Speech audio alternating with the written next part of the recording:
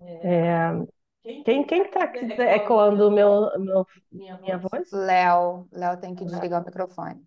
Ah, tá bom. Obrigada, Léo. Desculpa a reclamação, mas coisa de você se ouvir é muito ruim, né? Então, depois eu faço mais uma chamada para várias pessoas, né? Já se mostraram, assim, interessadas para participar. Então, eu não faço ideia quantas pessoas tem hoje. Tem muitas pessoas? 10, né?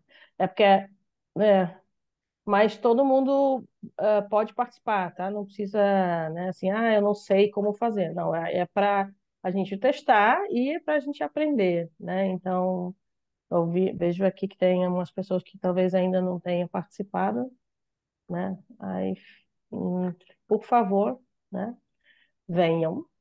É, podemos contar com a cabeça de Pedro?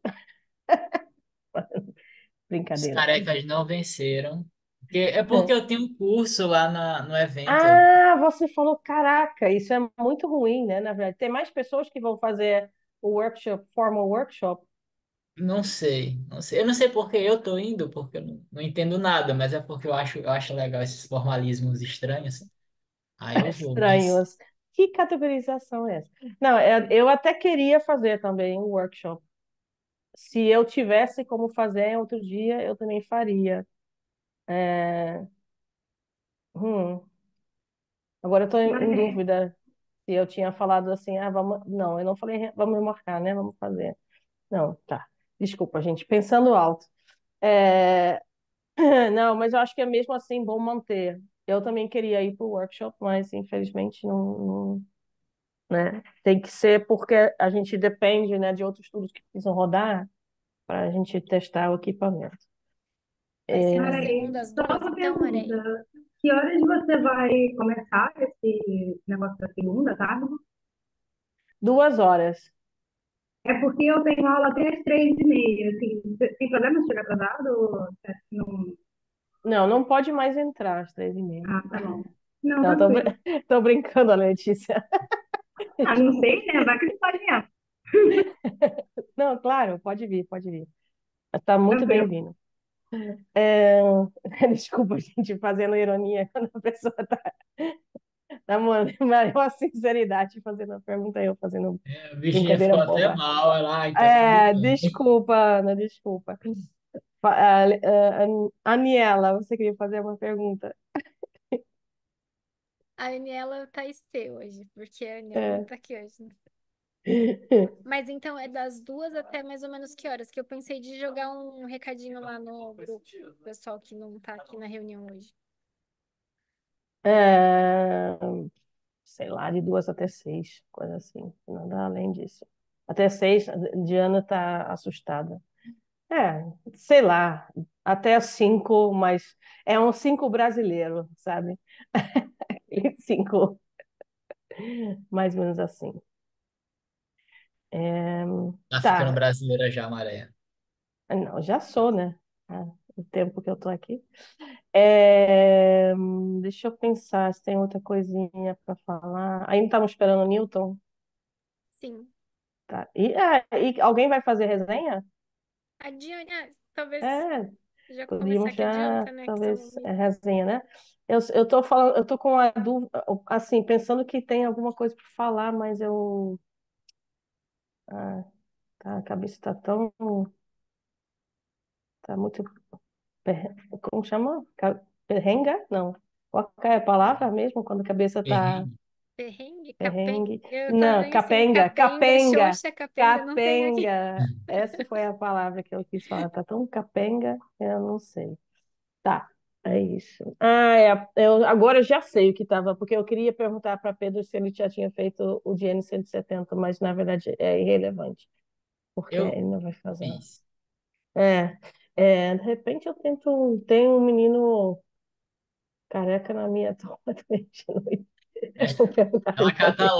ela cataloga, tem uma planilhinha, né? Careca não, né, gente? Com cabelo curto, né? É, Não, geralmente me chamam de calvo. Eu não não. sei o que é pior. Eu nunca sei se a pessoa tá falando de forma normal ou ela está me ofendendo. Pois é. Não, sem ofensa. Então, quer começar, Diane, com a resenha? Que já são 2h20, meu Deus.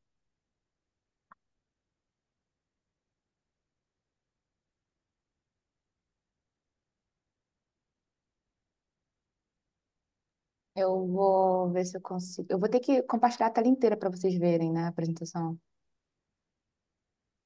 Acho que se você coloca a tela inteira e você muda de tela, a gente vê tudo também que você tá trocando. Eu mandei um e-mail para eles pedindo prorrogação, eles não me responderam até agora.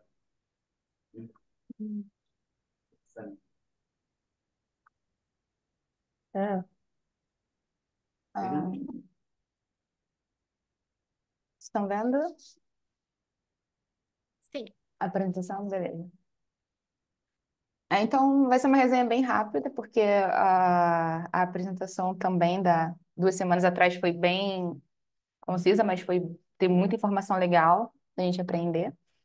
Então, 2 semanas atrás, no dia 15, a gente teve a apresentação da Giovana de Oliveira Santos Souza e da orientadora dela, eu acho, a doutora Nália Arevalo, falando sobre intervenção com TMS e reabilitação da linguagem em paciente com afasia global.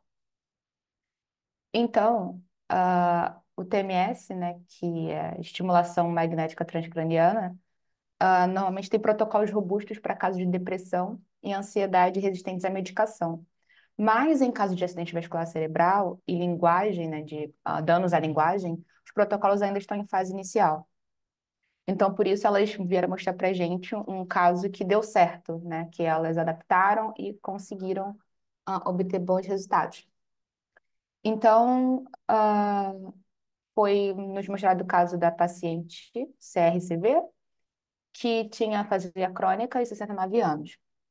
E ela tinha uma lesão, ela tem uma lesão no caso, que abrange a área frontoparietal, cortical e subcortical do cérebro, com degeneração no hemisfério esquerdo, causando danos na linguagem.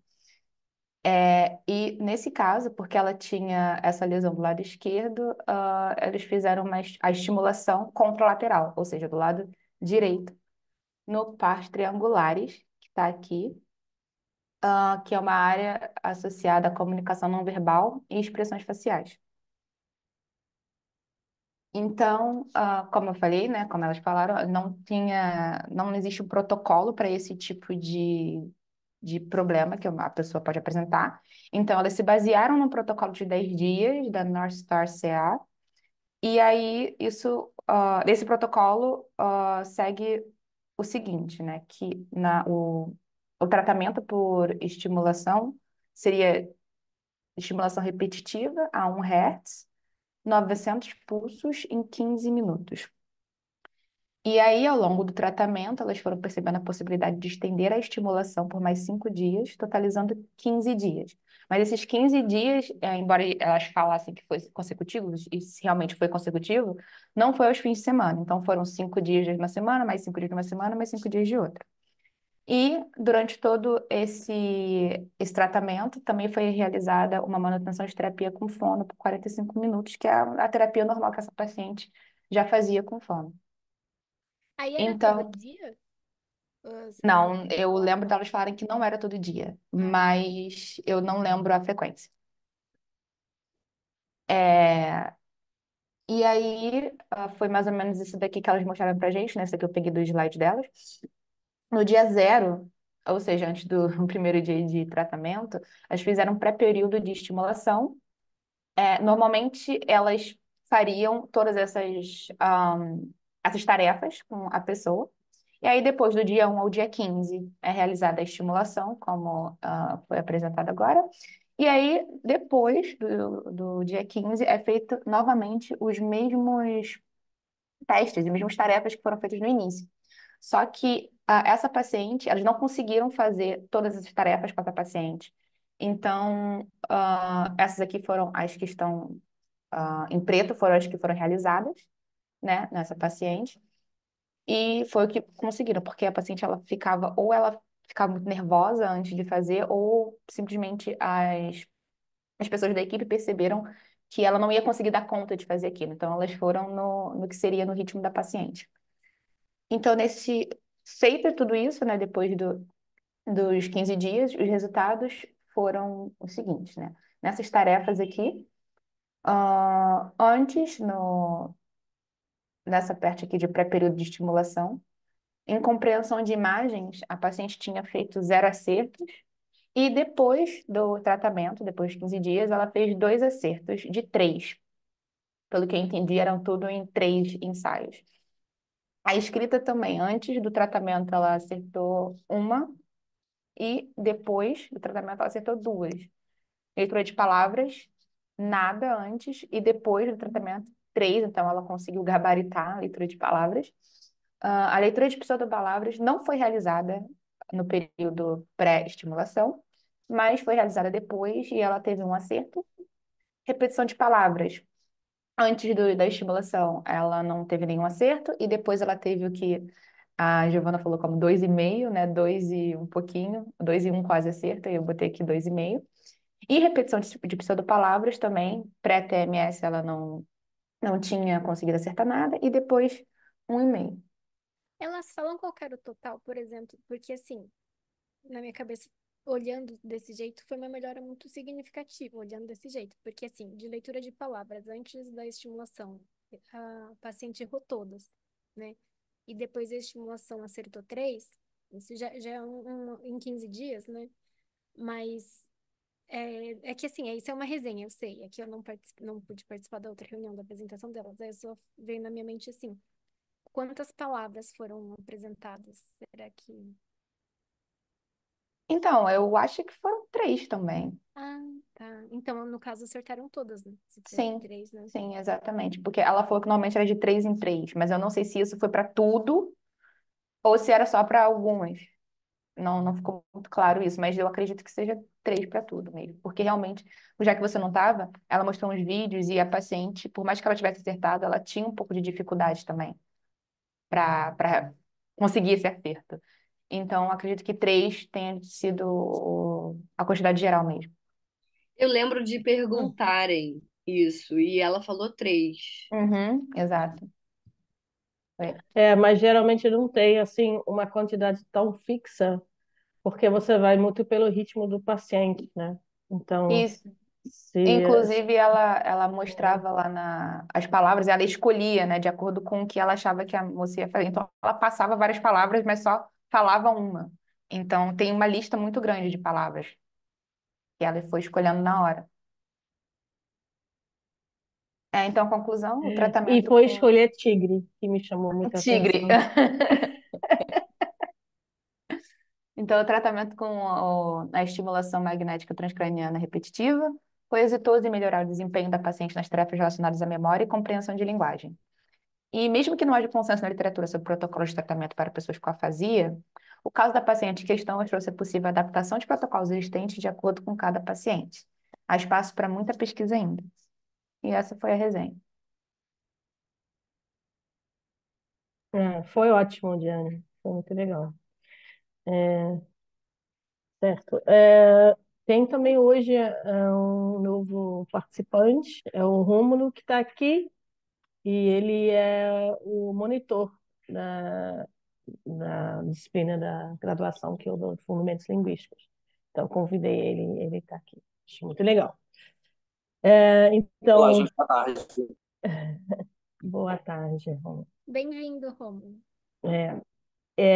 Então, normalmente, né, Rômulo, o que a gente faz é a apresentação da resenha da reunião passada, que foi que Diane fez agora, né? A gente teve uma reunião, última reunião 2 semanas atrasadas. Atrasa- Gente, o cérebro tá manivela. 2 semanas passadas é porque a reunião passada foi para. E agora o Milton vai apresentar a segunda parte de um texto muito complicado. Oi, Aí, pessoal, boa tarde. uhum. Tudo mesmo. Nó, é, como é que eu faço para compartilhar minha tela? É só eu compartilhar? Eu acredito que sim. Você vai Tá. nesses botões perto do balãozinho de chat, tem o share screen. Oi? Tá carregando. Ai, meu computador, ele é Foi. Agora Foi. foi. Tá, então, é, parabéns, Giane, pela resenha da apresentação da reunião da semana passada e bem-vindo, Rômulo. Eu vou continuar um texto que eu comecei a apresentar há 15 dias, há 2 semanas, né? E aí concluí ele hoje. Eu vou passar muito rapidamente. Na verdade, eu acho que eu vou direto já para.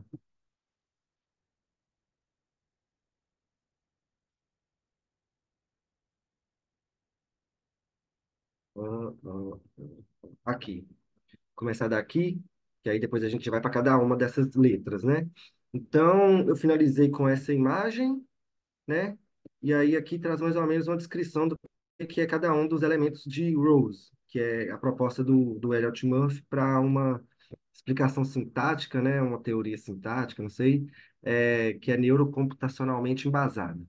E aí ele vai falar que a representação ela é codificada, então, em uma unidade, um único elemento, de traços conceituais e formais, sintáticos, né? Esse nível ele envolve um código de barra celular, que aí, mais para frente, a gente vai ver se tem a ver com o interior da célula mesmo, a soma lá, qual tipo de representação ou qual tipo de computação cada neurônio executa, ou grupos de neurônio.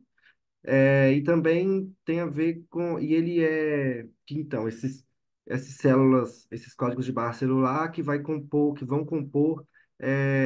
se compor em objetos sintáticos que vão ser coerentemente vinculados por um gama alto, ou seja, acima de 60 Hz. Isso também envolve um código vetorial, que vai agrupar, então, esses traços é, que são comuns a objetos representados no nível das operações e que vão ser ultimamente coordenados por S, que executa o merge, né? A estrutura. E aí o segundo nível, então, saindo da representação, vamos para as operações, que elas são definidas, então, por alta frequência gama, que- de fontes sensório-motoras, que vão transformar essas representações em objetos lexicalizados, que aí vão ser manipulados por S, é, e essas gamas altas, elas têm núcleos, né, vamos dizer assim, em várias regiões do córtex, que é o córtex médio fusiforme, córtex orbitofrontal, o giro temporal médio, o córtex inferior frontal, etc. E ele é acessível no fechamento da fase delta teta, que é o que marca o nível S. Esse nível ele pode ser implementado, nesse nível se implementa, então, pode ser implementada a composição semântica de conceitos específicos da língua, que aí eu acho que, depois lendo, eu acho que tem a ver com traços sintáticos ou semânticos sintáticos específicos de cada língua. Parará, que vão coordenar, então, os disparos dessas representações R que estão vinculados a unidades menores. E aí essas gamas altas vão ativar esses conjuntos de distintas unidades, é, tipo, recebendo esses códigos de barra individuais de cada célula, para compor, então, feixes de traços, que vão ser essas representações. E essa, então, é a estrutura em que é o nível da computação sintática, em que essas operações elas tomam lugar em grupo, né, vão acontecer em pares binários, as estruturas composicionais mínimas, e ela é marcada por uma frequência mais baixa, que é esse código delta teta. É, Parará, principalmente na parte posterior do sulco temporal e no giro frontal inferior. E aí isso vai fazer inferências categoriais, modulando então essas representações que é, em- é, vêm agrupadas então nesse código delta teta, perdão, teta gama, porque ela vai dar meio que as regras de como que esses teta gama vão ser interpretados. E por fim, então, essa estrutura, uma vez que ela é feita, ela tem que ser mantida na memória de alguma maneira, para a gente poder integrar todas essas informações, e aí ela vai acontecer nesse nível E, que é do encoding, que são, então, trabalhos de espaço locais e globais, que são de cima para baixo para memória lexical e de baixo para cima para memória sintática ou categorias superordenadas. E aí, ondas viajantes vão implementar esse par delta-teta, esse código delta-teta, enfim, como eu falei, para memória hierárquica e o código teta-gama para memória lexical. Nesse caso, especificamente, alfa vai ter um poder de meio que romper um certo espaço de trabalho para dar início a novas construções linguísticas, enquanto que a frequência beta fala a respeito de predição sintática, e principalmente é um feedback para S, vamos dizer assim, ou para delta teta.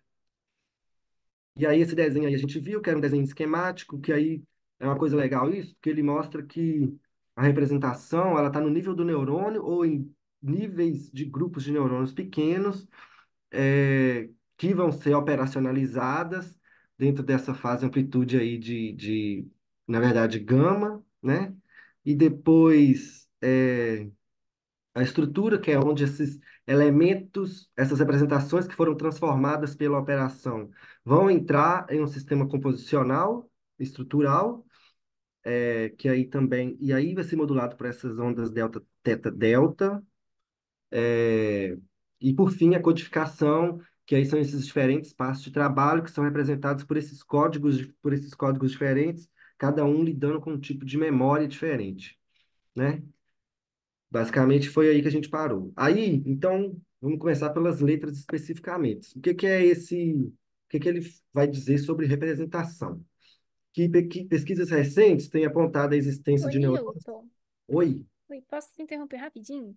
pode. É só para eu ler o comentário do Léo, que talvez Ah, eu não vi. Não estou para ver conseguindo se o alguém, chat mas eu aberto. compartilho um pouco disso que ele falou, Ah, que ele, foi mais um desabafo, nem precisava é, falar. eu sei, mas eu vou pular a parte do desabafo, porque assim, que a gente meio que tá com a sensação, a gente tá falando por mim e pelo Léo, de que o Murphy, não pode ser uma impressão nossa, que ele muda a descrição, às vezes, dessas etapas, cada hora que ele explica S, que é structure, e I, né? E o E, ao longo do texto, com essas Sim, figuras inclusas. E aí a sim. gente queria saber, assim, se mais alguém ficou com essa sensação, ou se a gente Não, que... sim, mas é assim. Depois, fazendo uma leitura um pouco mais detalhada, eu acho que o texto tem algumas falhas, meio que de construção mesmo, mais coisa pequena, mas tem muito termo técnico, muito, e aí parece que ele vai trocando, que, por exemplo, eu tenho certeza que magnitude no texto é uma palavra técnica, mas eu não sei o que que isso significa. E aí acho que são textos muito parecidos, termos muito parecidos que dão um chute. Por Eu exemplo, não acho que seja só termo técnico, não, tá? É hum, porque, por exemplo, você pode voltar um slide, por favor? Por exemplo, quando você vai na seção esse, quando você vai na parte que fala, ele vai falar de structure, por exemplo, ele basicamente resume a merge. Assim, fiquei com um pouco essa impressão. Onde é que tá merge nessa explicação dele aí? na Porque, verdade, o por merge exemplo, aconteceria nesse encoding, mas seria a operação básica do no structure. encoding. É meio que É, assim, é como se o que que eu acabei entendendo? Eles têm uma relação linear, cada uma das coisas, só que tudo acontece meio que junto, sabe? E aí o encoding, no meu entendimento, ele é a realização do structure. Obrigado, eu tava com essa mesma impressão também, mas eu tava meio incerto. Porque tem hora que parece que é linear, que esses processos são lineares, mas tem hora que parece que eles são meio simultâneos. Eu acho que Não tem uma sei. relação de causalidade entre cada uma dessas letras, mas no vamos ver lá, eu acho que quando, tipo, vamos ver o processamento, elas vão se contrapondo a todo momento. Uma vai alimentando a outra, eu não sei. Eu fiquei um pouco com essa impressão, até por causa de como ele fala que essa questão de como um modula o outro, né, nesses Aham, acoplamentos de aham, frequências aham. diferentes. Sim, sim, sim. Eu não consegui entender até agora como é que de representação, como é que de gama vai para teta. Isso ficou, enfim, vamos ver se vocês vão conseguir me ajudar. É, Posso fazer uma pergunta muito básica, que eu esqueci, né? Ele está falando. Ele está especificando se ele está falando de produção, compreensão, ou tipo, isso fica numa abstração. Produção, eu fiquei com a impressão assim, o texto todo ser produção. Produção, é. Eu fiquei com outra impressão, porque, tipo assim, eu acho que é os dois, porque tem um texto que ele tem um trecho lá, que agora eu não vou lembrar, que ele fala assim, esse ponto de análise que a gente está aqui, ele funciona, é- ele vai falar de acessar algumas representações, ou de algumas computações que acontecem e que são válidas tanto para a produção quanto para a compreensão. É Sim, eu porque tá também lembro uma. dessa parte. Ele falou isso, então é tanto para É, produção. E ele fala também que é para fazer aquele negócio que a gente já faz, né? Para produção numa ordem, para compreensão na ordem inversa. Isso. Ele deixa isso claro. E aí uma outra coisa é que, tipo assim, não, será? Da ordem inversa? não, aí essa parte Não, inversa no sentido sentido. de compreensão e produção.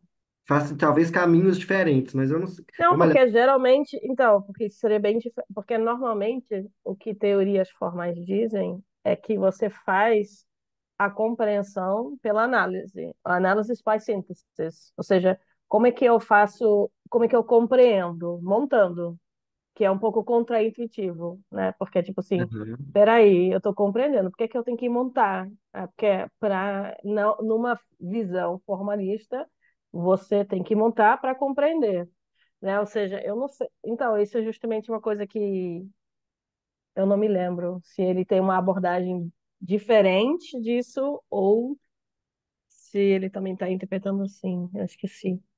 Ó, assim, o que eu tem um trecho em que ele vai falar, uma análise que ele está fazendo lá, que ele fala que vale tanto para produção quanto para compreensão. Mas para mim o que pega mais, que eu diria que talvez ele esteja falando mais sobre compreensão, é porque a grande maioria dos experimentos que ele relata são experimentos de escuta ou leitura. Então, Aham. eu não lembro dele ter falado de nenhum experimento sobre produção. Pode ser que tenha, mas eu acho que assim, o background dele é muito então sobre essa coisa mais da compreensão. Mas eu tenho certeza que ele fala em algum momento lá que um certo tipo de análise vale tanto para produção quanto para compreensão. É, eu acho que é uma certa grau de abstração nisso, mas tá, ok. É, Obrigada. nada. Ele vai falar então que muitos, assim, trabalhos mais recentes com experimentos intracraniais têm descoberto ou um neurônio vinculado a um conceito ou pequenos grupos de neurônios que vão, e aí pequenos mesmo, que vão ser sensíveis a um certo tipo de informação conceitual. E aí tem para face, tem para tempo, tem para animacidade. E aí ele sugere que essas representações elas entram na computação linguística por meio de pequenos conjuntos de neurônios cooperando temporariamente, que aí eu acho que é quando ele fala das taxas lá de spiking. E aí Newton, ele... eu não lembro se a gente tinha resolvido esse... Maria, você pode... Obrigado. Eu não lembro se a gente tinha resolvido... Cara, alguém tá com o microfone aberto. Eu lembro se a gente tinha resolvido isso da última vez, teve uma confusão sobre o que era o spiking. Aí eu fui dar uma olhada na internet. O spiking estava falando sobre ser disparos, sobre o spiking ser disparos individuais de neurônios. Eu acho que de action potentials, alguma coisa assim. Porque eu tinha ficado com essa Aham. dúvida também sobre a diferença entre spiking e picos, por exemplo. Spiking firing? Eu entendi que São coisas diferentes. Eu acho que isso que você falou faz sentido, Léo. É porque assim, sim. essa também é a definição de firing, tecnicamente, que é É, Ah, quando tinha sido essa a confusão. dispara. Tá. tinha. Ah, eu acho que foi a Diana que postou um comentário de que são termos intercambiáveis. É, Então, só que pelo que eu lembro, eu não fui atrás disso depois, mas eram meio que intercambiáveis, mas um era mais geral do que o outro. entendi, entendi. Uhum.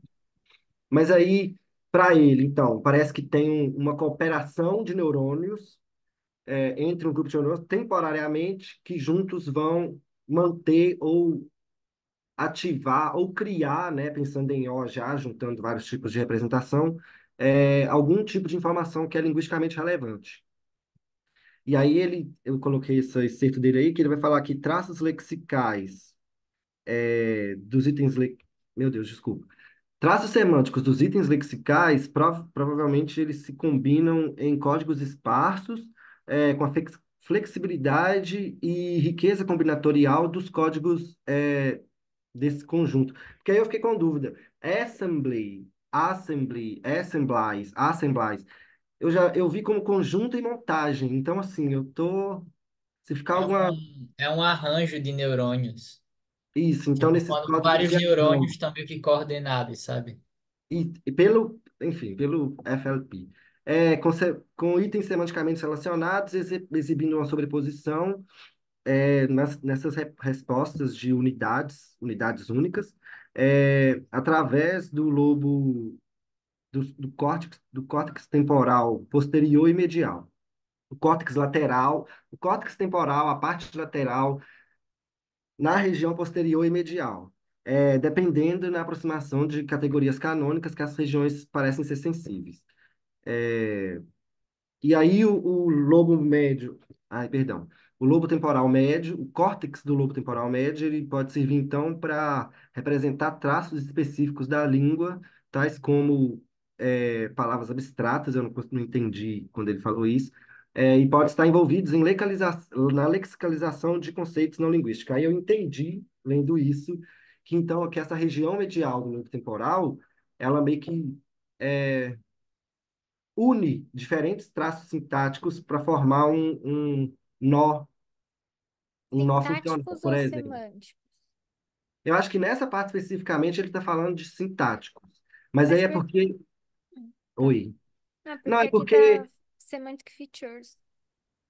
Então, é porque With ele fala. semantically related items. Aí eu fiquei confusa. Ele, ele comenta nessa parte do representations que não parece ter uma diferença grande entre traços sintáticos e semânticos. Ele comenta que porque os neurônios dessa. Eu tô falando isso porque a Aniela me mandou um texto semana passada que fala das células dessa região aí do lobo temporal medial. Elas representam conceitos, só que não tão específicos. Então, elas podem meio que ter padrões de disparos diferentes. Então, Aham, ela pode representar um traço sintático e depois mudar e representar um traço semântico, sabe?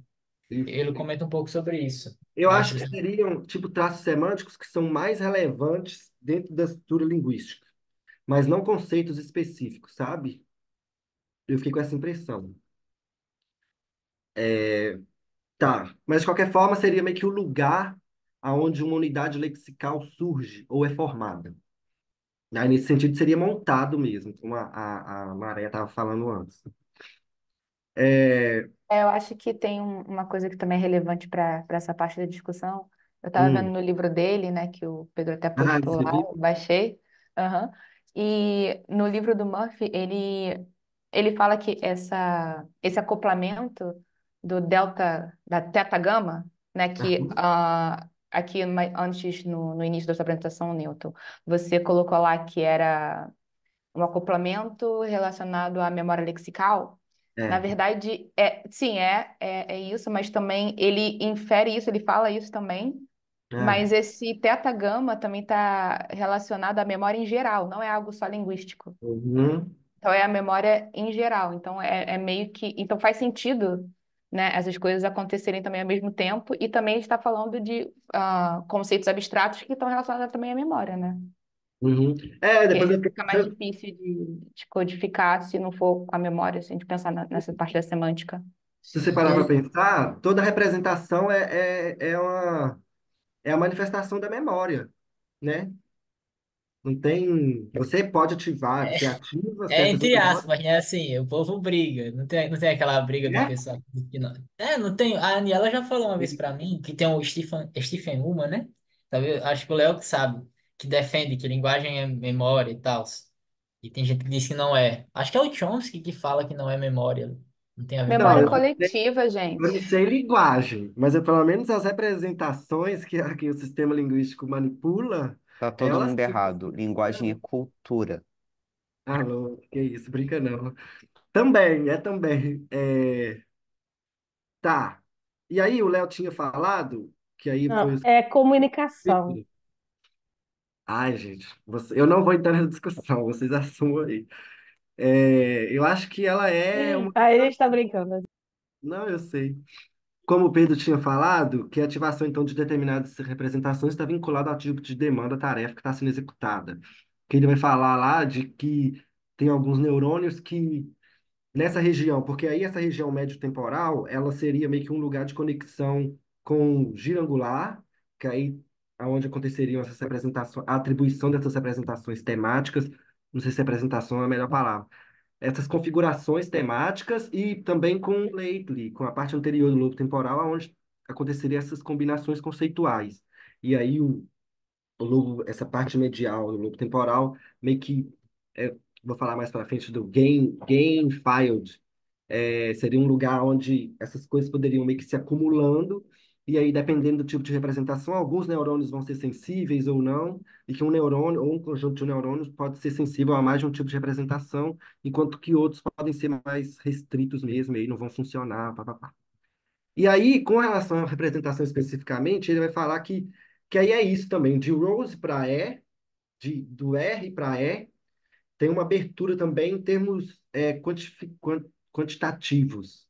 Enquanto que o Rose ele se relaciona muito mais com no nível celular ali, Peraí, o Rose não, né? o Porque R, é perdão, a representation, a representação, as tá? representações estão muito mais vinculadas a um nível celular ou de grupos de neurônios pequenos, esse encoding ele é num nível muito mais amplo e aí interareal, considerando diferentes áreas do córtex.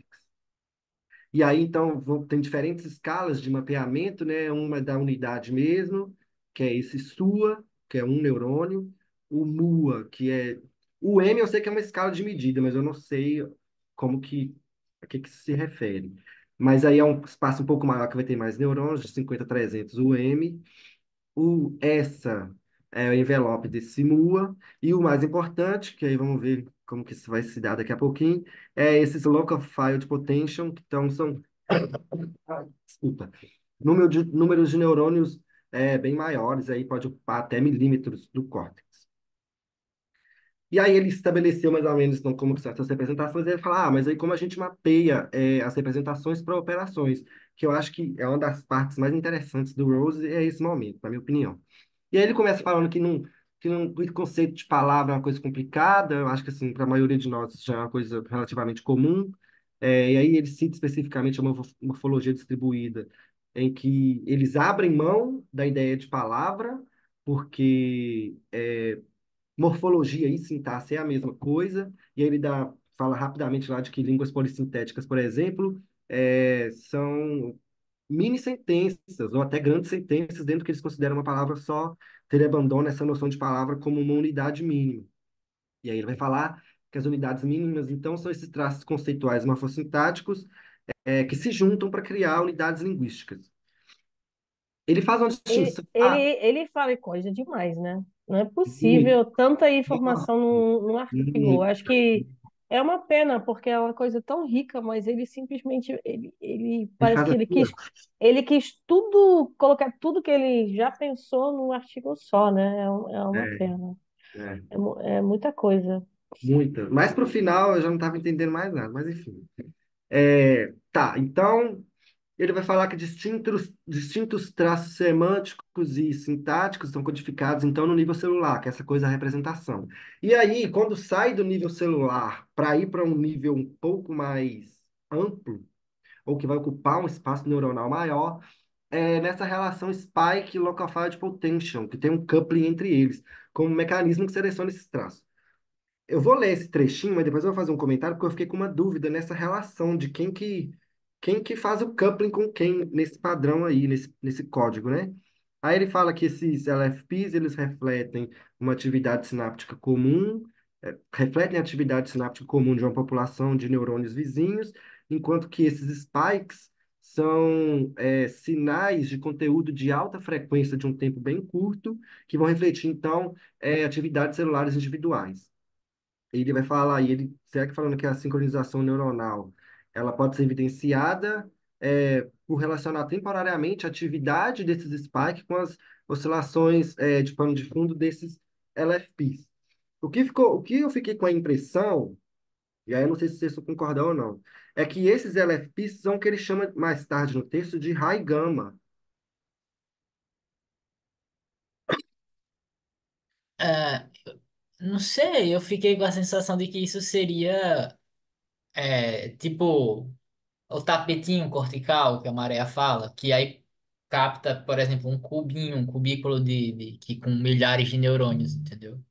Mas não, mas porque, tipo, dá para captar ondas gama um neurônio só, entendeu? Pelo que eu tô notando aí. Já que, Não. por exemplo, ele fala do Single Unit Analysis Aham. para captar feature bundles, e os features são nas ondas gama, né? Nesse caso são. É as ondas gama que vão meio que juntar eles em uma unidade só. Mas o Não, que. mas assim, local field potential eles podem ter características. Local field só diz realmente a respeito à escala que você está olhando, não especificamente a um determinado. Pode ser que ele está falando de local field potentials, né, com essa característica especificamente. Porque lendo ele, mas aí assim, é uma sensação, mas é uma sensação que escorrega pelas mãos. Eu fiquei com a sensação assim. Ah, entra um input qualquer lá, linguístico, e aí para a gente poder codificar ele, decodificar ele nesse caso, as representações estão distribuídas ao longo do córtex, né? As vários tipos de informação conceituais. E tem que ter um lugar onde vai que unir, fazer um feixe de traços sintáticos ou sintático-conceituais para gerar um item linguístico. À medida que ele vai falando, parece que esses spikes são representações muito pequenininhas, tipo animacidade ou gênero. Tem até a hora que ele fala disso. Ou é um nominalizador, alguma coisa assim. Eu acho que não, viu? Não? Assim, eu acho que aí, bom, mas eu posso estar errada. Eu acho que a Hum. ideia de que um neurônio apresenta alguma coisa não é muito comum. Eu acho que tá, a não ser, pode ser que ele apresenta essa ideia, né, de que, mas eu acho que de modo geral as coisas são apresentadas por assemblies de neurônios, né? Será que ele está dizendo que tem um neurônio que é tipo animacidade? Não, não. Assim, ele fala que tem pelo menos pequenos conjuntos de neurônios que podem ser sensíveis a isso. A Ah, parte tá. Não, do pode outro, ser, não. pode ser. Mas o Pode que eu tô ser. querendo dizer é tipo assim. é, que esses. Porque ele fala no texto que esses spikes são disparos individuais, enquanto que o local field potential vai falar tipo uma ativação lá, uma sincronização, mas de um conjunto Tomada. de neurônios, Aham. não sozinho. Isso. Daí, o que eu tive a impressão é, tipo assim, o local field potential, ele meio que aí não, em minha percepção, é ele que se acopla a esses spiking à medida que ele vai ativando determinadas representações para unir elas para construir uma unidade sintática. Mas isso não ficou claro para mim, porque como que ele sai dessas Hum. representações para o O é o que eu fiquei mais confuso. Mas vocês conseguiriam entender minha dúvida? Não, eu consegui, mas eu não li recentemente o suficiente e com ideia para responder. Só posso responder como eu interpreto, né? Uhum. E que, na verdade, os potentials, o local field potential é o resultado de vários, né, o potencial de vários spikes, né? Ou seja, Junto, como se fosse corticalmente isso. relacionado. Então, eu não estou pensando em nenhuma relação causal, não. Estou pensando assim, é a escala em que você mede a coisa, entendeu? Aham. Aí, se tem alguma relação causal que ele esteja atribuindo, aí já não sei, aí já é outra questão. Não, ao longo do texto ele vai falando, ele fala muito no início, mas ele vai falando ao longo do texto também ainda é muito obscura essa relação entre frequências mais altas e frequências mais baixas na questão Uhum, da linguagem. E nesse caso, o nível das representações e das operações, ele fala só de frequência alta, não fala de delta. Não, é, ele é. fala. Pode ser que quando a gente sempre baseia, né, por exemplo, as nossas pesquisas ou coisa assim, em local field potential, né, já que a gente não mede, né, nunca spikes individuais, que a gente Aham. está perdendo certos padrões, né, assim, de ativação. Isso pode ser, né? Mas eu estou falando muito, né, assim, a partir, não necessariamente que ele está falando, é mais do que eu estou achando, né? Tá, deixa eu só ver o que que tem aqui. Aí no chat é toda uma discussão em paralelo. É Eu não melhor tô, você nem. eu não tô com acesso ao Melhor, chat. melhor você até ignorar por enquanto. Tá bom. Agora, uma sugestão aí é para Maré, eu não sei se seria legal, mas a gente lê esse livro dele juntos, que eu não sei como é que funciona, porque eu É um modelo espero que mais seja mais amplo, didático. né? É esse mesmo modelo, mas só que mais amplo. Eu acho que no finalzinho ele faz só uma É. contraposição sobre as Wayward Traveling, mas é o mesmo modelo de 2020, do livro dele. E de repente, quando ele toma mais tempo para explicar as coisas, né? Porque eu acho que é isso. Eu acho que nesse artigo ele está tentando falar milhões de coisas em pouco espaço, né? E de repente, Aham. quando ele faz num capítulo, quer dizer, dividido entre capítulos, né? Fica uma coisa um pouco mais palatável, né? Não sei. Olha, eu já dei uma É. olhada nesse livro algumas vezes, e assim, eu acho que é menos corrida, ele se detém um pouco mais nas coisas, mas não acho que a leitura seja mais acessível. Não acho que ele Ah, consegue fazer entendi. isso, não. Mas foi É, muito. Não, isso há um tempo atrás já também. é.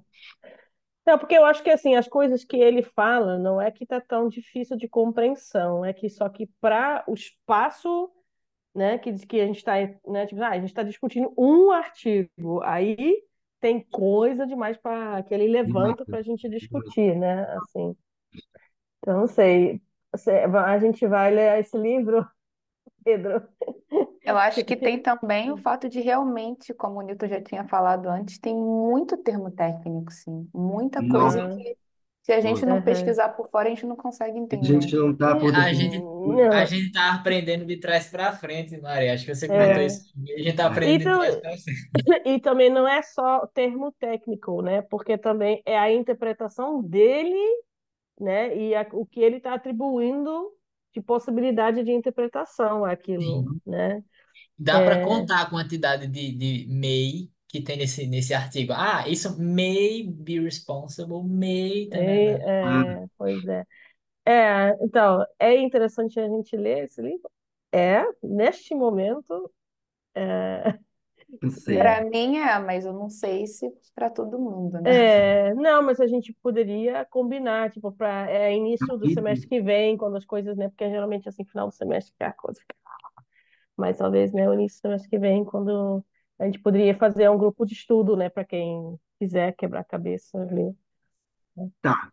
Mas então, só recapitulando aqui, para ir. Desculpa, Newton. Não, que isso. É, R, então, representações estão ligadas a níveis muito pequenos do córtex, ou ao nível individual, ou ao nível de grupos pequenos de neurônios. E a operação que vai manipular essas representações, o sistema, né, que ele chama, esse nível da derivação que ele chama de operações, que manipula essas representações, acessa essas representações por meio do coupling desse spike LFP. E aí eu identifico que são duas coisas diferentes porque é um coupling, e o coupling é sempre é, uma onda que fica meio que comandando a outra, coordenando a outra. E esses LFPs, isso eu tenho certeza, agora eu falo. Os LFPs coordenam os disparos a taxa do spike.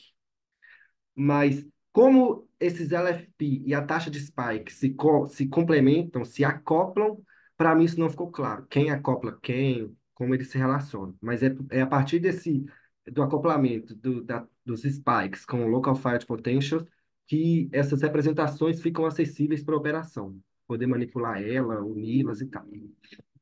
E aí ele fala, até neste ponto, é importante deixar claro, deixar um claro, falseável elemento de Rose, que ele fala que ele está hipotetizando que representações, representation específico, que informações específicas gaguejei.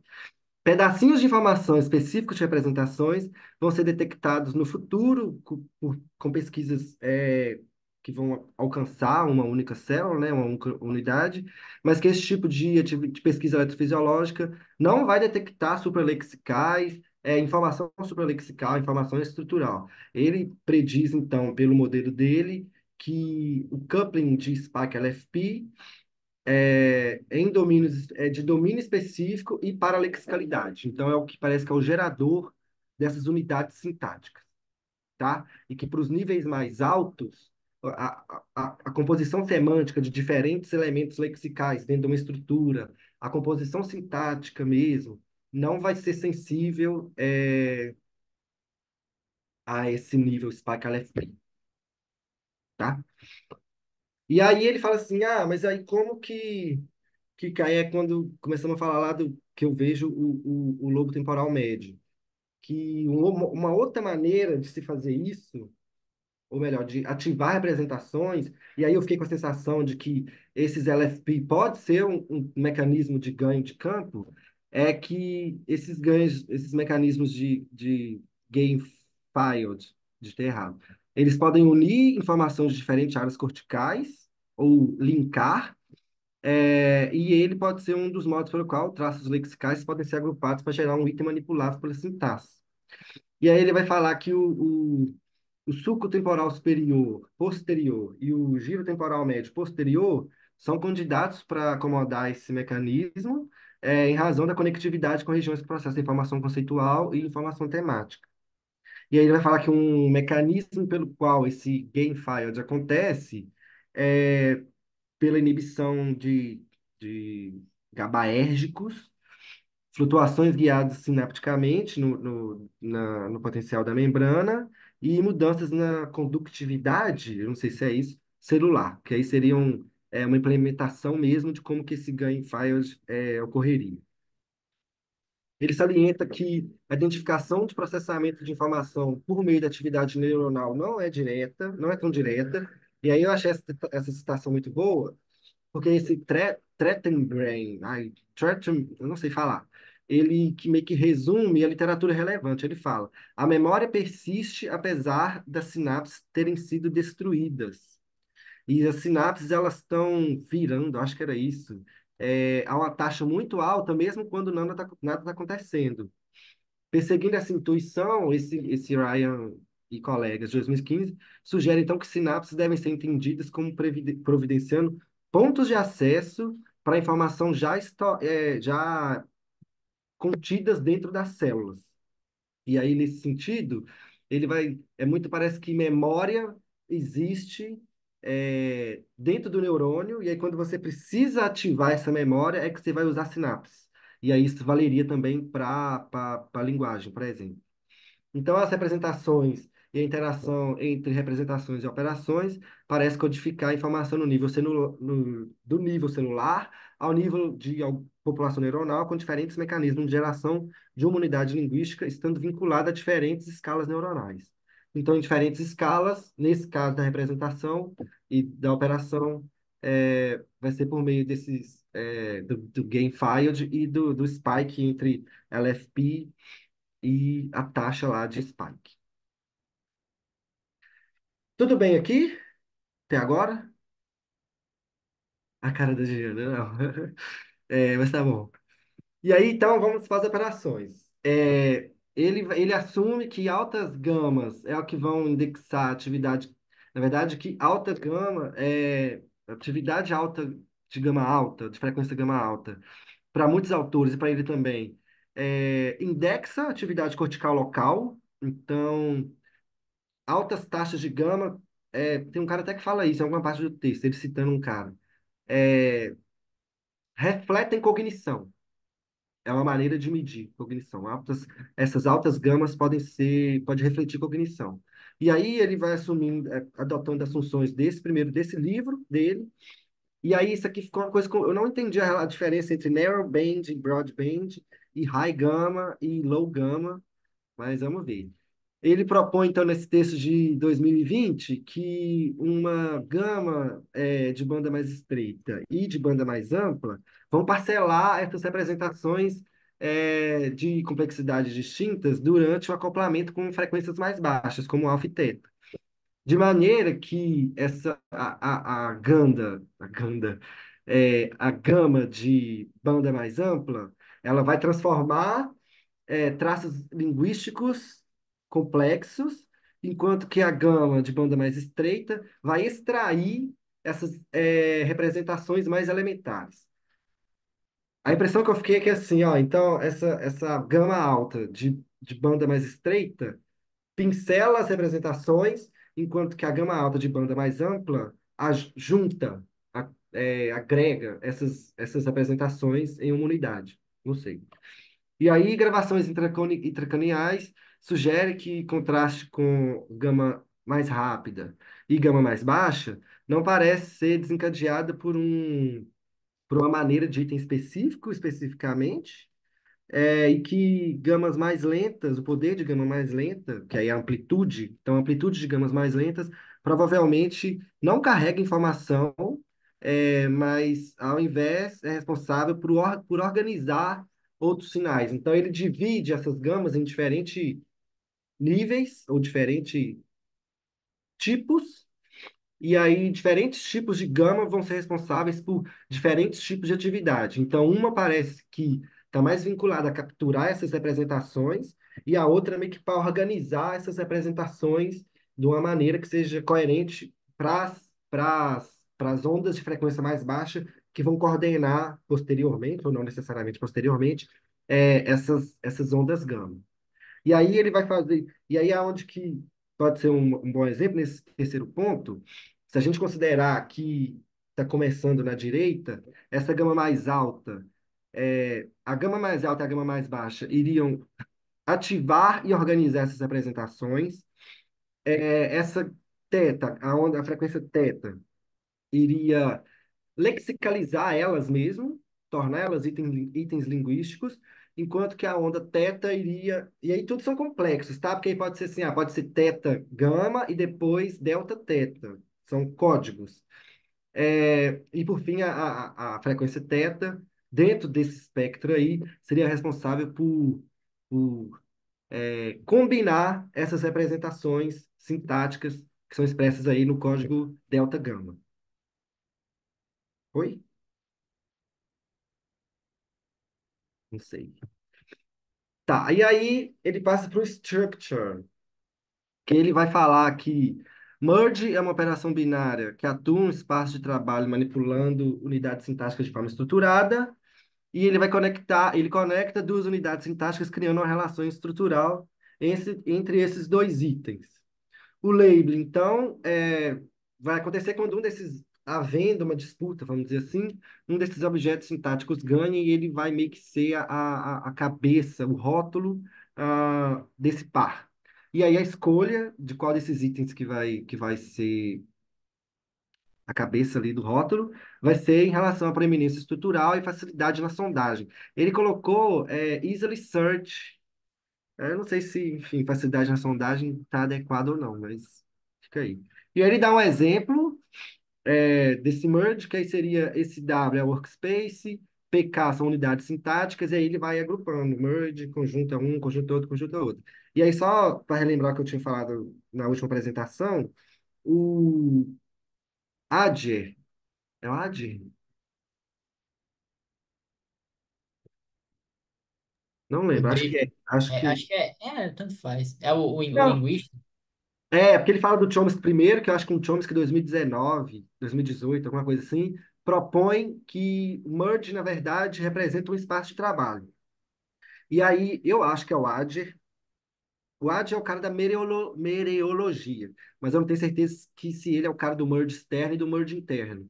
Que o merge externo seria, então, o merge que vai juntar, por exemplo, um agente, o objeto e o sujeito ao verbo. É, O merge interno quando não tem movimento, não é isso? E o externo quando eu você acho que é tem o movimento. contrário. Ou é o contrário, mas é mas essa é a É diferença. exatamente isso, arrasou. Então, o merge interno, ai meu Deus, o merge externo é quando é aquele merge tradicional, você vai seguir a ordem canônica da língua, e o merge interno, então, é quando tem movimento, aí são as estruturas WH ou essas questões aí relacionadas Para que a. esse rótulo tão contraintuitivo? Que é porque que tem, de onde vem esse externo e externo, interno e externo, você se lembra? Eu Qual a acho que é o lógica? AD. É o AD. É porque eles vão falar que tem Não, que mas por movimento que que também é é merge.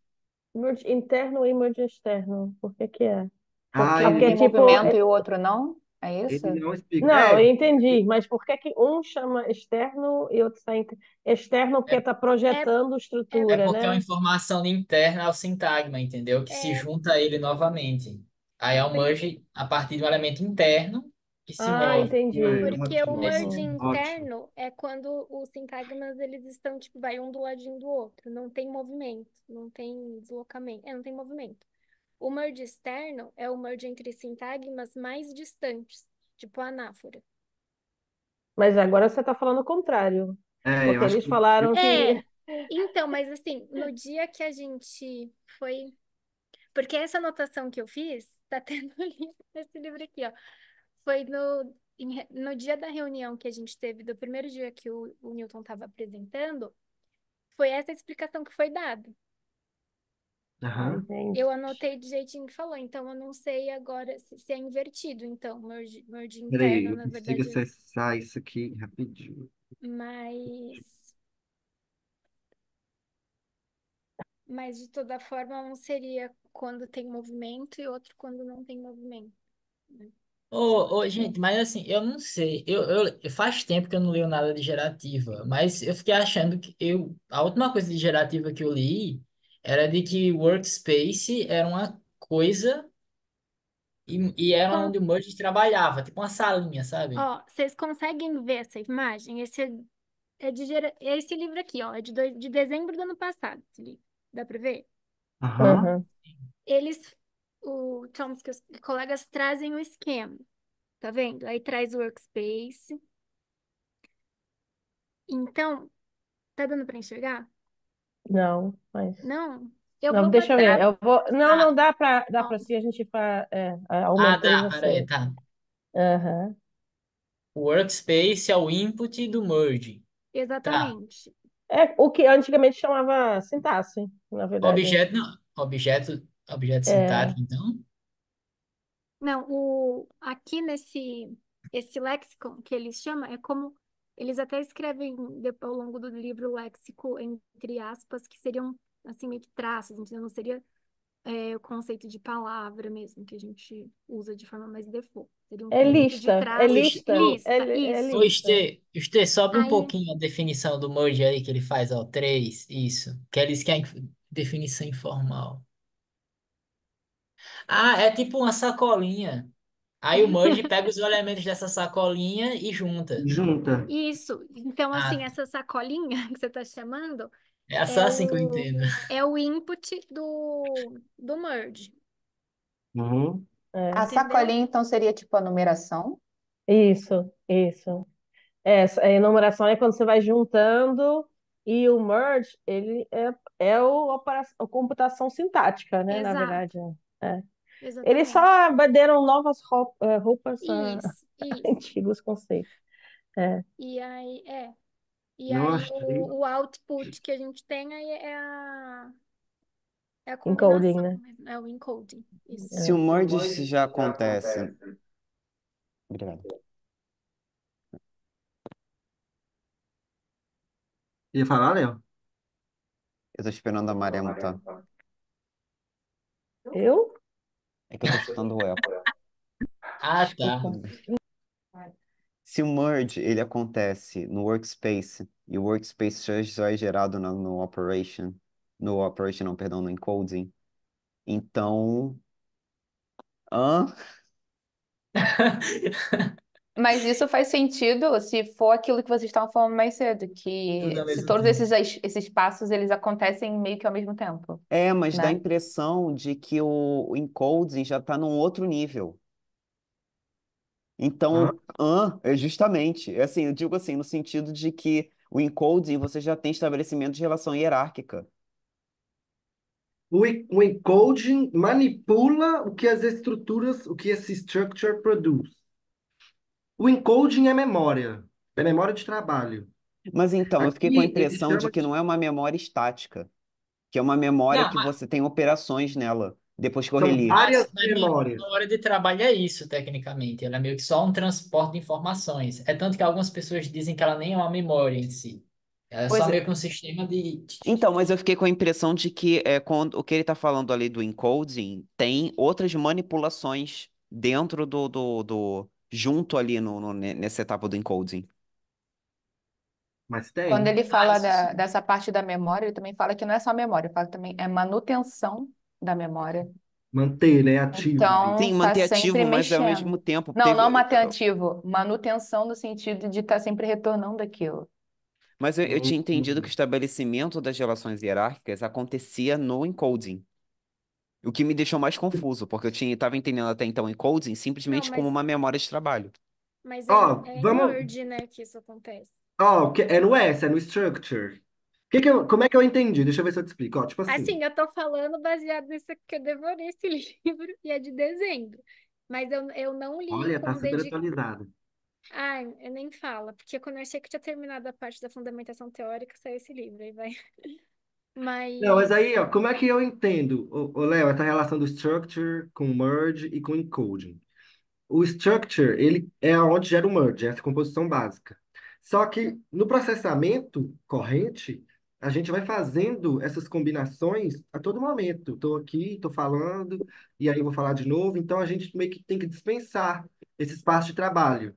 E aí o encoding, ele meio que vai segurando essas informações dentro do que é relevante para o falante, dentro do espaço de memória que ele consegue segurar. Então, eu entendo que ele é meio que o lugar que recebe esse output do structure. Ou pelo menos que é uma troca constante, sabe? Mas assim, por exemplo, movimento WH, a gente tem que manter a sentença toda ativa na memória para conseguir fazer isso. E aí uma sentença ela vai ter vários merges, né? E aí eu entendo que o encode meio que... Agora, Newton, você foi muito didático, agora eu entendi. Me sinto menos burro. Ai, que então isso. explica pra gente.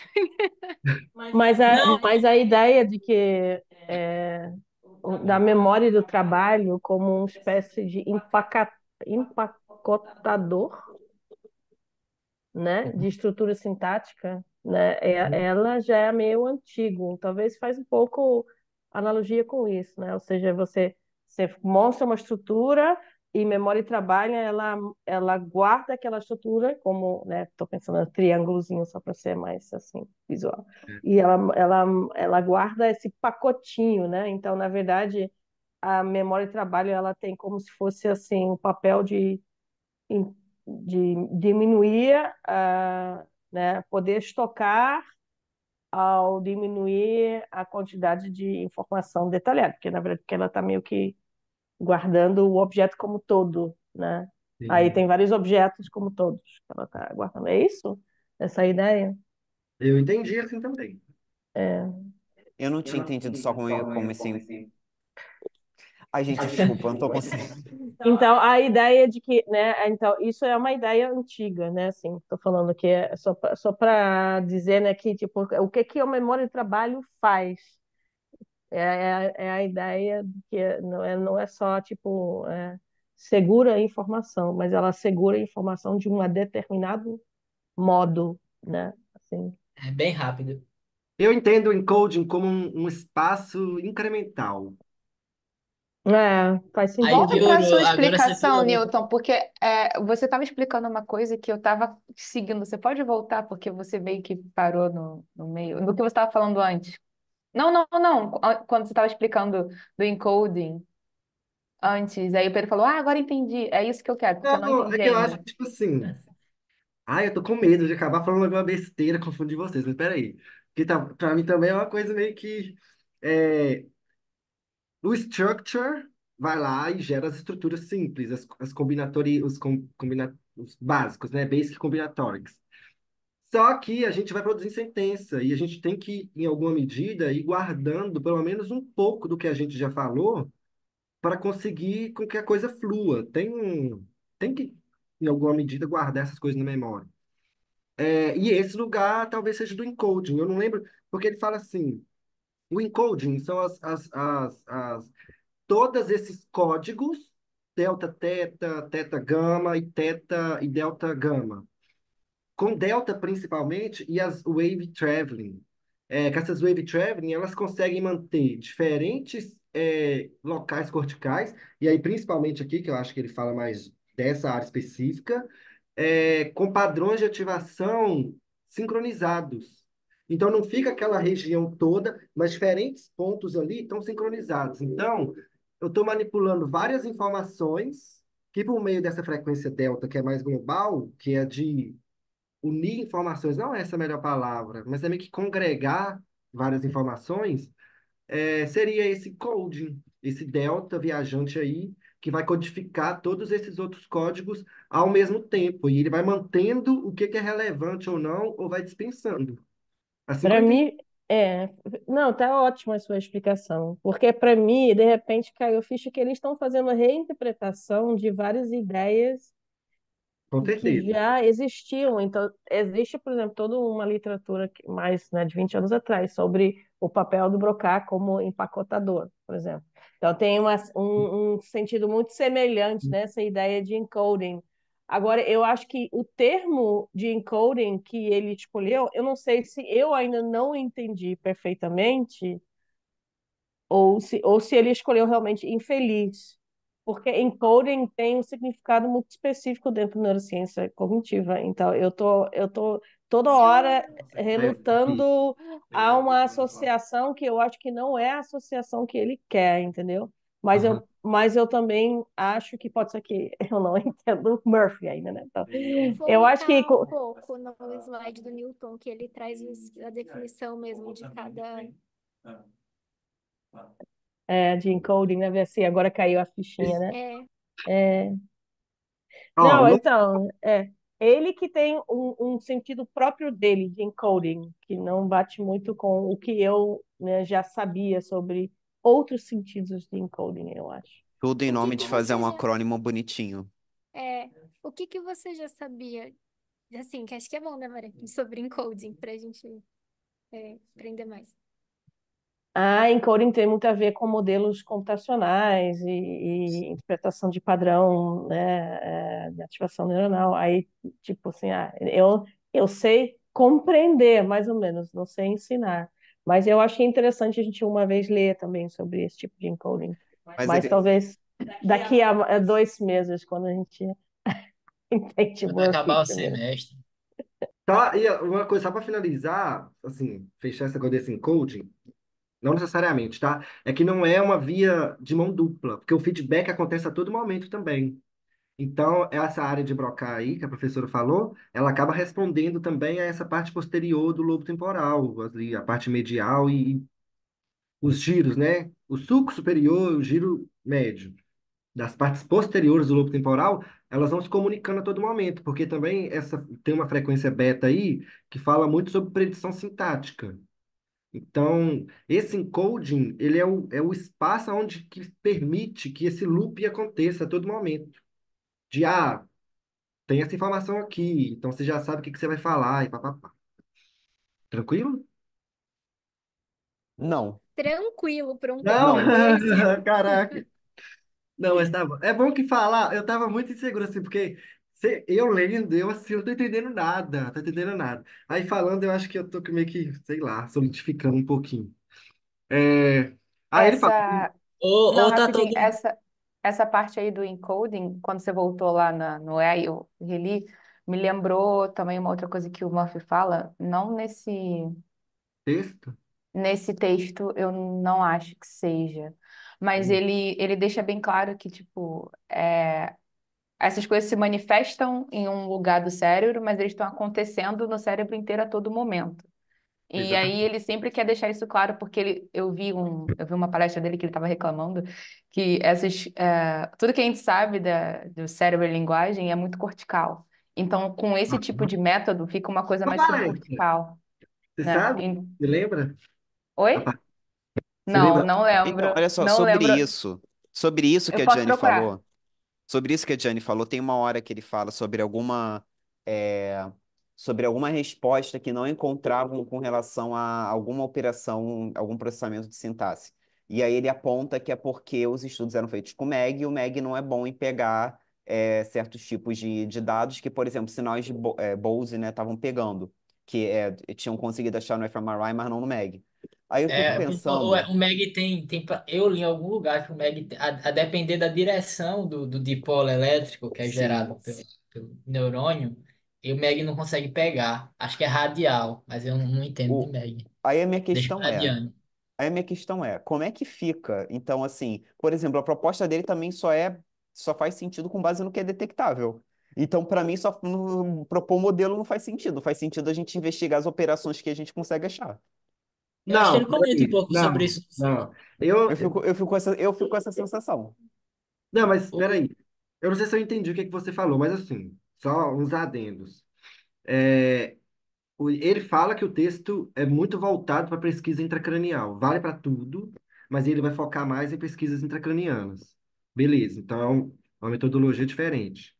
E o outro ele fala, principalmente no início, mas ao longo do texto todo, que é difícil, ainda não conseguimos unir essas altas frequências gamas, que parecem estar vinculadas a processamento local ali, e aí é essa manipulação de representações de blá blá blá, com essa coisa mais sintática de ondas baixas, que isso ainda não está claro, e que é um desafio ao longo do tempo. E que a diferença é, quem detecta essas ondas mais baixas são exatamente os métodos, as metodologias não invasivas. Então, MEG, EEG e tal, BOLD, o fMRI. Eu acho que a gente, na verdade, está tocando em uma coisa que é muito nova e que talvez para ele mesmo não esteja tudo resolvido ainda, Ah, sabe? A mas gente... com certeza, porque em ciência nunca vai estar tudo É, resolvido. É, no fim do texto, não sei se você vai falar disso, Newton, mas ele comenta é, ele comenta uma frase, acho que é do Hickok, que é assim, se a gente não tiver uma orientação, a gente vai acabar saindo, fazendo medição de cada neurônio do cérebro, e isso é, não vai levar a ele, lugar nenhum. Então é, tem que ter é. algum guia teórico assim por trás, uma hipótese, né? Tá, e aí, pode voltar? A gente então, o mais básico, a assunção mais básica, diretamente testável do componente S de Rose, será aqueles de processamento correlacionados, os correlatos de processamento de merge e rotulação, que podem ser detectados depois que esse phase locks delta pode ser detectado nessa frequência delta aí no lobo posterior temporal, a essa frequência teta, que aí o delta está coupling nesse delta, e delta teta tem a ver com a construção da estrutura sintática, seja nas regiões vizinhas ao lobo temporal, ou seja, na região frontal inferior, dependendo da categoria do que está sendo composto. Então, essas interações de frequências básicas, baixas, elas podem tomar o lugar em porções tanto temporais posteriores, que são separadas, ou que se sobrepõem próxima uma da outra, né? Essas porções do suco temporal posterior, que são implicadas em via alta gamma sensitivity, a operações composicionais básicas.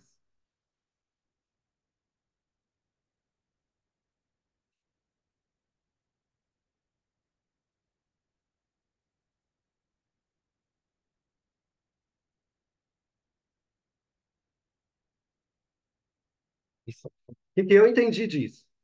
É, esse merge, ele vai acontecer, e aí o merge interno ou externo, eu leio como merge interno ou externo. Quando ele fala, porque assim, se o merge externo, ele é ali adjacente da estrutura normal, ele deveria acontecer aqui mesmo, né? Que é onde essas combinatorialidades básicas acontecem. Se ele for acontecer aqui na região frontal, vão ser então esse merge interno que vai relacionar com coisas mais distantes. Sendo em uma ou essa região, isso vai ser reflexo dessa interação entre delta e teta, tá? E aí, isso também, essas frequências mais básicas, elas vão acontecer em lugares separados, de aonde esse gama alto cria unidades lexicais. é,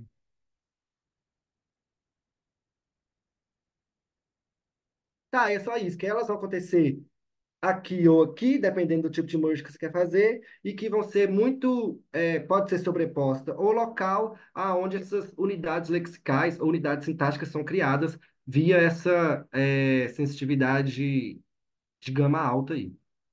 E aí ele fala que o fascículo arqueado dorsal, que conecta o lobo temporal posterior ao lobo frontal inferior, parece ser mais sensível à codificação sintática, enquanto que partes ventrais dessa região, juntamente com o lobo temporal anterior, parecem ser mais sensíveis à codificação conceitual. E aqui, talvez valha a pena falar, eu quero ler esse texto que ele fala no texto, que é do Matching, não, é do Hickok. Ah, é um cara da Califórnia. É Matt Hickok, acho que é ele mesmo. É Matt o sobrenome dele, Hickok é outro cara. É o Matt que ele fez um texto falando assim, não dá para separar semântica da sintaxe quando a gente está falando de lexicalidade. Toda vez que você vai manipular um objeto lexical, necessariamente você está manipulando informação conceitual e informação sintática, não dá para separar uma coisa da outra. Mas, ao mesmo tempo, a gente consegue fazer alguma separação entre aonde conceitos são processados e aonde informação sintática é processada. Então, eu acho que mais do que serem uma coisa só, é muito mais que eles andam muito juntos. Sintaxe e semântica estão sempre muito coladinhos, são best friends, mas que não são a mesma coisa. Tem a dificuldade do processamento, porque semântica alimenta a sintaxe, mas semântica não é sintaxe. Só isso que eu tô querendo dizer. Tá bom? Até porque se a gente pegar uma estrutura não hierárquica, a gente não vai ter ativação das áreas de Broca, É, por exemplo, se a gente violar sim. isso, né? A É. linguagem, ela é Só os hierárquica. gerativistas falando não dá certo, né? Ai, porque a semântica alimenta a sintaxe. Mas, Não, ó, mas tem. eu fiquei com essa impressão, sabia? Lendo o texto, eu pensei em colocar um pedação, um paragrafão que ele vai decorrendo, assim, como é que as coisas vão acontecendo, eu falei, vai ficar muito grande. Que eu fiquei com essa impressão, sim, de que, tipo assim, vamos lá, chegou o input, né? A não ser que as coisas aconteçam simultaneamente, tá? Você codificou lá a Inclusive, bolinha, o texto da semana que vem, o Popper vai dizer que é tudo ao mesmo tempo, né? é tudo ao mesmo tempo no cérebro. O cérebro vai pegar tudo e vai juntar tudo de uma vez só, ao mesmo tempo, e vai representar tudo de forma diferente. Mas aí, É isso que eu ia falar, porque spoilers. o Quero fato de ser ler, ao mesmo tô tempo não curioso. significa que são coisas iguais, né? Que são simultâneas. Isso, assim, o Popper vai dizer que, tipo, é como se o cérebro fosse atualizando as populações de neurônios ao longo do tempo. Aí meio que vai andando, só que é tudo ao mesmo tempo. Enfim, continuando. Uhum. Não, ó, a impressão que eu fiquei é assim, ó. Você ouve e processa, aí você vai decodificar lá fonologicamente, né? E chegou nessa região aqui do processamento sintático, da criação dos itens lexicais. Eu tenho a impressão de que essa busca pelas representações básicas que vai determinar qual é o elemento sintático que vai entrar ali ou não também, não sei, pode ser um elemento sintático que vai determinar para qual representação ele vai fazer a busca. Mas, ao mesmo tempo, tem uma parte que ele fala que essa parte, enfim, o lobo anterior, temporal, o lobo temporal anterior, ele meio que responde às demandas da parte medial do lobo temporal. Mas aí eu não sei, vamos ler esse texto do Popper, porque ele cita muito Popper. Então, ver se a gente consegue ter alguma clareza nesse sentido. Esse texto do Popper é o que o Pedro vai apresentar semana que vem ou é outro? Não, é outro. Ele não cita, não, eu acho, esse do Popper. Que saiu agora, acho que saiu depois desse artigo do Murphy. Ah, é? Achei que era um que estava lá, tem um lá dele com Ele nome. foi aluno do Popper, né? Não que eu saiba. Não sei, ele foi aluno do Andrew. Sim, ele foi aluno do Andrew. Não sei se o Andrew gosta dele. A cara do Andrew não tava muito boa, não, quando eu Eu achei Vocês você sabem muito que essas ousado. reuniões são gravadas e são colocadas Meu para Deus, tá público, bom. né, gente? Só pra... Não, é, tá, bora lá. Puxa, Cara, ainda bem que eu você só falou isso. peguei, eu só peguei esse comentário polêmico da ST. Tô vendo que eu perdi um monte de discussão. Alguém falou mal de alguém? Eu tava aqui brigando com a Maréia. Não, vamos Ninguém falar mal falou de mim. mal. Não, não chegou a ser mal, Vamos mas eu falar acho mal que de mim. talvez dá meditado. Tá, e aí, então, essa interação frontotemporal desse código delta teta em S, no structure, é o que é assumido influenciar é o que eu estava mais ou menos falando naquela hora. Vai influenciar essa frontal, medial temporal e frontal, teta gama, é, que pertence, que diz respeito a essa ao feixe de traços. Então, é esse feixe de representações. Então, de qualquer forma, essa interação da combinatorialidade básica interage com a interação dos feixes de traços de informação lexical ou conceitual, aí não sei. E aí, baixas frequências, então, principalmente delta e teto, parecem estar fortemente vinculados a categorias sintáticas superordenadas e inferências estruturais. Nessa hora que ele fala de inferência estrutural, ele fala também do princípio de energia livre, alguma coisa assim, que tem a ver com esse negócio de inferência ativa, mas não sei como que funciona. O que eu entendo é, de alguma maneira, o próprio sistema consegue inferir qual é o movimento mais correto, enfim, a computação mais adequada que ele tem que fazer, sabe? Parece que essa inferência vem por meio de um feedback negativo dos dados anteriores, mas isso foi só um vídeo que eu vi, não estou por dentro, não. E aí, para reiterar, então, uma implicação maior de Rose, isso é uma coisa que eu achei legal no texto, ele vai fazendo várias predições testáveis para a proposta dele, eu achei uma coisa legal, honesto, né? Para reiterar, então, uma das principais implicações de Rose, uma das predições testáveis do modelo presente é que ele não vai encontrar assinaturas reliable, relevantes, conectadas. Confiáveis, né? Confiáveis, boa, obrigado. Não vamos encontrar, então, assinaturas confiáveis da sintaxe em níveis mais baixos de complexidade neuronal, tais como sinais emergentes de unidade de uma única unidade ou mesmo de conjuntos de atividade de pequenos conjuntos. Ao invés disso, as inferências estruturais são hipotetizadas ser únicas ao nível populacional, global, dinâmicas mais baixas.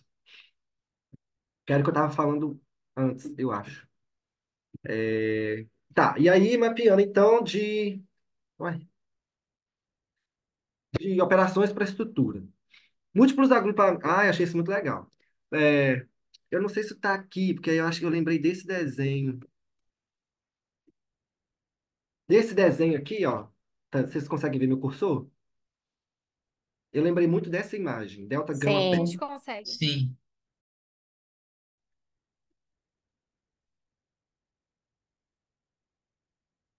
Tá. Então, múltiplos agrupamentos de conjuntos unitários de representações via atividades de gama são coordenados por frequências mais baixas. Então, eu fiquei assim, pensando assim, tem várias amplitudes mais altas que vão ficando bem encaixadinhas dentro da fase das amplitudes mais baixas, mais lentas, né?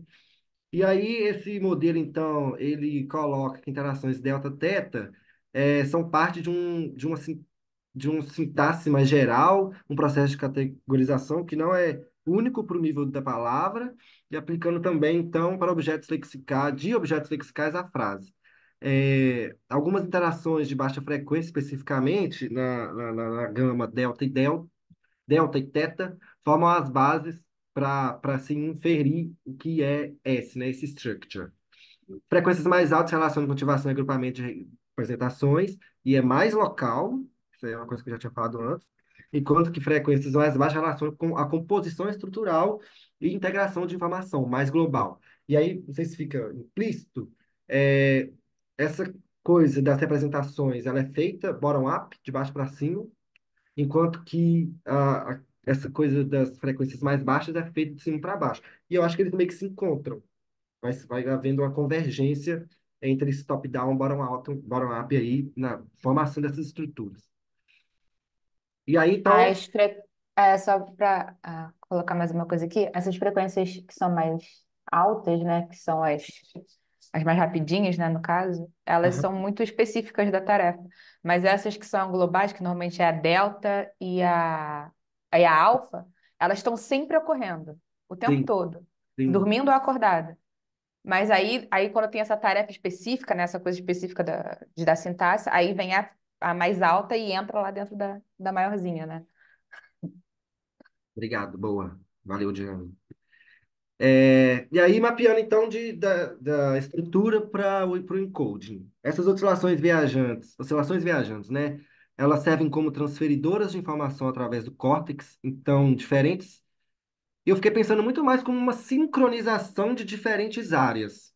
Ela mantém uma série de computações que não são localmente próximas, ou que não são ali contíguas uma à outra, e elas mantêm elas sincronizadas. Então você meio que consegue computar em áreas diferentes do cérebro por causa dessas oscilações viajantes que não conseguem manter essas diferentes regiões linkadas, enfim, num processamento comum, né, para alguma atividade, algum objetivo específico. Elas não são específicas para a linguagem, mas sim parte de um mecanismo mais geral de alta ordem. Elas criam um espaço de trabalho que mantém, ajudam a criar, na verdade. Pensando bem, não deveria ter colocado isso, não, ok? Aqueles outros códigos lá, eles também são parte desse encode. Cria um espaço de trabalho que mantém ativas as representações estruturais de S, e aí mais uma citação dele, os códigos do structure, especificamente para geração de estruturas recursivas, e ondas viajantes migrantes não. E ondas viajantes migram essas representações dentro do que é relevante nesse espaço de trabalho do encoding. Os diferentes tipos de macro ou microescala dessas ondas viajantes formam sua própria organização interna, sua própria hierarquia interna de sensibilidade a diferentes estruturas, ou relações de alta ordem no processamento da linguagem. E aí, um exemplo é global, uma manutenção de um modelo de situação global versus a coordenação da estrutura frasal localmente. Então, tem diferentes tamanhos também do espaço onde essas ondas viajantes vão viajar. E aí pode ser mais específico também, pelo que eu entendi. O dinamismo que essas oscilações viajantes apresentam no córtex humano parece estar relacionado ao formato mais globular do cérebro humano quando comparado com outros primatas. E aí, uma coisa que me chamou, foi a primeira vez que eu vi, o primeiro texto que eu vi isso, é que ele fala que talvez uma das características da singularidade humana, vamos falar assim, da espécie, seja exatamente a dinâmica oscilatória no nosso cérebro. Parece que a gente é muito mais capaz de é, criar esse tipo de interação do que outros animais. Na gente, isso estaria num nível muito mais alto, que permitiria uma comunicação intra, em, intra, intra, intracelular muito maior que acontece em outras espécies, por exemplo. E eu nunca tinha visto. Aí eu vou ter que defender que na realidade é Merge, que nos diferencia. É Não, é esses que eu tô falando do texto. generativistas. Tô falando só do texto, não sei, não sei, não sei. Tá bom. E aí, esse encode, então, é necessária a existência de um espaço de trabalho que torne possível o processamento sintático, que é esse rows, e que precisa esse é. E aí sim, é onde estão essas memórias. Então, esse código delta gama. Ai, tá errado, é gama delta. Ainda bem que eu estou corrigindo. Esse código gama delta seria meio que o responsável por uma memória de trabalho lexical, então mantém ativo lá tudo que essas gamas altas conseguiram fazer. Parece que teta meio que vai encapsular e manter ele ativo. Eu tive essa impressão, vamos ver também se vocês concordam comigo. Tem gama gerando itens lexicais. Aí teta vai se acoplar com ele para criar essa memória lexical. Só que delta se acopla com teta para poder manter uma memória de trabalho hierárquica. Aí eu fiquei pensando assim, gama, teta, delta. Tem alguma parte do texto que ele põe aqui, eu acho, ó, não sei se aqui, ó, que é gama que está dentro de teta, que está dentro de delta. Mas eu acho que está muito simplista isso. Mas ainda assim, eu acho que tem uma relação nesse padrão de interação entre eles. É, Delta Theta vai ser responsável pela memória de trabalho estrutural hierárquica, e categorias supraordenadas e tal. E também é top-down, enquanto que Theta Gama é bottom-up. O mecanismo de codificação vai se dar pela interação entre esses dois códigos. Essas ondas viajantes seriam responsáveis por manter diferentes áreas corticais ativas e sincronizadas, e essas ondas seriam, portanto, o mecanismo integrador desses dois tipos de código interagindo com outros tipos de oscilação, e aí, a saber, alfa e beta, né? E aí uma na predição e a outra na memória. Eu não lembro o que é alfa, mas beta eu sei que é predição, com outros tipos de oscilação que se relacionariam com demandas preditivas e de atenção. É isso. Alfa está vinculado, então, à manutenção da atenção. E aí, eu não falei, eu acho que eu estou no último slide, né? Não falei, Pedro, dessas coisas que você falou, que chegou uma hora que eu já não estava assim, eu não estou entendendo mais. Ele traz esse exemplo, essa imagem, que eu acho que é legal para a gente falar um pouquinho sobre ela, porque eu acho que resume todo o modelo. Então, tem aí o Rose, que seria a informação de categoria específica que se daria via spikes. E aí, de novo, eu vou falar da minha hipótese, de que eu acho de que os LFP coordenam esses spikes, meio que escolhendo quais características que uma certa unidade linguística vai ter, ou quais representações. E aí, a operação, essa banda gama, essa broadband gama aí, que seria aqui na parte posterior do sulco temporal superior. E aí aqui é gama, né? Tá bom. A estrutura, então, seria essas ondas de frequência mais baixa que seriam guiadas pelo córtex temporal, e o coding seria essas ondas viajantes que vão migrando as estruturas, movimentando, juntando, mantendo ali ativo para a memória enquanto é relevante. E aí, tem aí, ó, gama, vai pegar essas representações, itemized, é de átomo, isso aqui? Não, não é átomo de item, né? É, Itemizar, alguma coisa assim? Isso. Representações. Um item representacional que vai acho que é ser. uma palavra que ele quer dizer, né? É Se é uma porque representação é é, É, tipo, Não, eu acho que é itemizada. item representações de itens mesmo. Ele verbalizou aí, fez um. Não sei, mas que é gama. Então, gama é meio que é responsável pela seleção dessas representações. E aí. É um conjunto de traços alfa, um conjunto de traços beta. Eu acho que aí ele está no topo de cada uma dessas ondas, porque provavelmente. Porque se vocês repararem, nossa, eu não estou conseguindo ver com muito detalhe. Essa linha azul representa uma frequência teta. E se vocês lembram, o que gera itens lexicais, ou a memória lexical, é um coupling de teta com gama. Então, uma oscilação, uma certa quantidade de tempo na verdade, é assim, a amplitude mais alta de gama vai ser compatível com a fase mais a fase mais alta de teta dentro de um ciclo.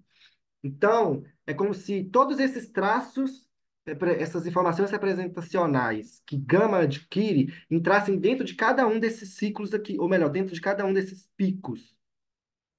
Aí aqui seria meio que um conjunto gama, que ele chama alfa, um conjunto beta, que ele chama alfa, um conjunto delta, que eu já estou imaginando, mas aí cada um desses coisinhas que eu estou circulando aqui seria meio que, eu não sei dizer se especificamente um item linguístico, mas com certeza um conjunto de representações que vão ser usados pelo sistema linguístico, tá? E aí, Pelo que tá na legenda, seriam representações de itens, né? De palavras, eu acredito. itens linguísticos, então É. não sei, que seja. E aí, roxinho é delta, que vai se acoplar com teta para começar a fazer a estrutura sintática.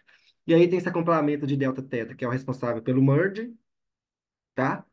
E esse delta-gama, que sinceramente me falta conhecimento para explicar, mas também é um tipo de predição combinatorial. Mas eu não sei se é meio que tipo assim, a sintaxe se prevendo no longo prazo, isso eu não tenho certeza. E aí, é isso, gente. A apresentação de hoje foi o que eu consegui, porque esse texto, assim, ele é muito mais denso do que eu esperava mesmo. Eu tenho que ler ele muitas vezes para conseguir absorver totalmente o que esse cara fala. E é um tipo de paper, né, que a gente tem que. É uma leitura, uma digestão bem lenta mesmo, porque tem muito termo técnico. Aí a gente vai lendo e vai, na verdade, quase cada parágrafo é um outro mundo que se abre para a gente estudar o que ele está querendo dizer com aquele Uhum, termo, né? exatamente. Porque um mesmo termo, às vezes, não é assumido da mesma forma dentro da própria área. Então, então é devagar mesmo. Mas eu achei que, nossa, você foi bem corajoso, né, de se propor a apresentar esse paper em 2 dias ainda, né? Porque assim, Não, mas foi você acha legal. assim, me livrei, não. É uma coisa muito boa. Não, eu acho que é uma coisa muito boa, porque, para mim, eu não sei como vocês, como estudantes de letras, e aí, como vocês já estão no ACzinho, que eu venho de uma formação mais teórica. E eu sentia falta disso. E aí, entrando nesse ambiente mais neuro, é o primeiro texto que eu leio que eu falo assim, nossa, isso aqui se relaciona com muitas coisas de teoria que eu já vi. E aí talvez seja um início do que o Embe e o Popper falaram há uns anos atrás, de uma junção mesmo, de uma teoria neurolinguística, que talvez seja, enfim, o início disso, não sei para que caminho que isso vai levar, mas que eu vejo que tem uma relação bem efetiva, ou bem direta com o vocabulário teórico mesmo da linguística. Por mais que É o que seja a gente difícil, tem acho que é chamado no Brasil, né? O termo que tem sido usado é neurociência da linguagem. Porque, teórico. neurolinguística no Brasil acabou uma outra área aí. Ai, tem começou assumindo, e isso. aí a gente pode ser confundido que é uma área de Aconteceu isso nos Estados científica. Unidos Então, também, ou Steve? acho que não. Não Porque sei uma vez eu estava responder, acho ouvindo que não. um podcast da Phil Canney. Ela não gosta que fala Meg, tá, gente? Se alguém um dia eu vou falar com ela, fala MG, que ela não gosta de Meg. Ela falou mais ou menos o que você, não o que você falou. Ela falou assim: eu prefiro neurociências da linguagem do que neurolinguística. Porque Mas eu não lembro a neurociência da motivação que ela falou linguagem, para isso. quando você fala neurociência da linguagem, estou falando o termo em português. Você direciona realmente para a neurociência da linguagem. Quando você fala neurolinguística, não necessariamente você está falando dentro da academia, né? Da academia que eu digo a partir de estudos científicos. É isso que eu estou querendo Ciência de dizer. verdade, no caso, né? É isso, Neurolinguística é uma coisa meio de coach, né? exato, eu Nossa, queria você ser. você É isso aí, Diane. Eu só tem um queria ser mais nome, educada. Não que você é não tenha Newton, sido. mindset.